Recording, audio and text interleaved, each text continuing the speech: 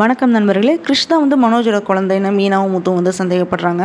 ஆனால் மனோஜ் வந்து ரோகிணிகிட்ட சொன்ன அந்த வேர்டுனால மொத்த ஃபேமிலியுமே வந்து ஷாக் ஆகிடுறாங்க. என்னதான் ஆச்சு அப்படின்றத டீட்டெயிலாக நம்ம பார்க்கலாம். அரேபியன் ஆனி சேனலில் போடுற வீடியோவை நீங்கள் இப்போ தான் ஃபஸ்ட் டைமாக பார்க்குறீங்கன்னா சேனலுக்கு மறக்காமல் சப்ஸ்கிரைப் பண்ணி சப்போர்ட் பண்ணுங்கள். ரோகிணி வீடியோ காலில் கிருஷ் டீச்சர் வந்து பேசிகிட்டு இருக்காங்க. அதை பார்த்து அண்ணாமலை வந்து சந்தேகப்படுறாரு. வீடியோ காலில் கூடவா மாஸ்க் போட்டுட்டு பேசணும் அப்படின்னு அவர் சந்தேகப்பட்டுட்டு இருக்கும்போதே கிருஷ் என்ன சொல்கிறான்னா, இது வந்து அம்மாவே இல்லை, அம்மாவோட வாய்ஸே இல்லை அப்படின்னு வந்து சொல்லிடுறான். கிருஷோட பாட்டி வந்து நீ சைலண்டாக இரு, உன்னோட அம்மாவுக்கு வந்து உடம்பு முடியாமல் இருக்கா, அதனால தான் வந்து மாஸ்க் போட்டிருக்காங்க அப்படின்னு சொல்லி சமாளிச்சிடுறாங்க.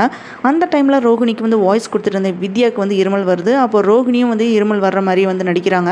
அதனால் மீட்டிங்கை வந்து சீக்கிரமாக வந்து முடிச்சிடுறாங்க. அதுக்கப்புறம் முத்து மீனா 2 பேருமே வந்து கோயிலுக்கு போயிட்டு வந்துட்டு அண்ணாமலைக்காக வந்து வெயிட் பண்ணிட்டு இருக்காங்க.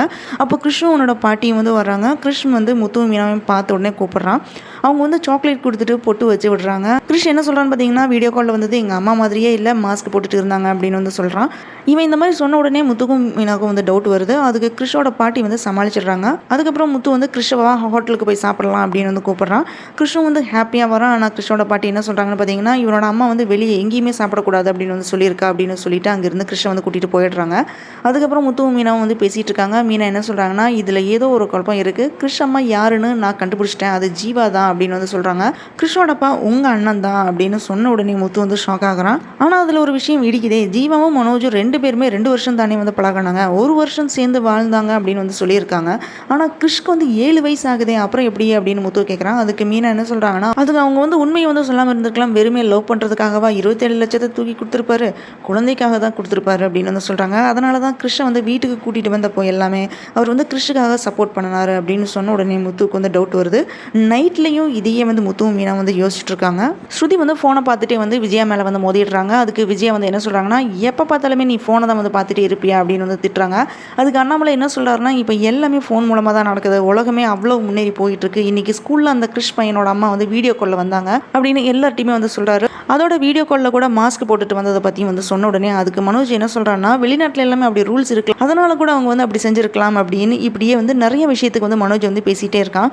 அதனால முத்து மீனா 2 பேருக்குமே இன்னும் வந்து டவுட் அதிகமாயிட்டே இருக்கு. ஒரு கட்டத்தில் ரோஹிணிட்ட மனோஜ் என்ன சொல்கிறான்னா, அந்த பையன் உன்னோட பையனாக இருந்து நீ வெளிநாட்டில் இருக்கும்போது அங்கே வந்து மாஸ்க் போட வேண்டிய ரூல்ஸ் இருக்குன்னா வீடியோ காலில் மாஸ்க் போட்டுட்டு தானே பேசுவேன் அப்படின்னு வந்து கேட்குறான்.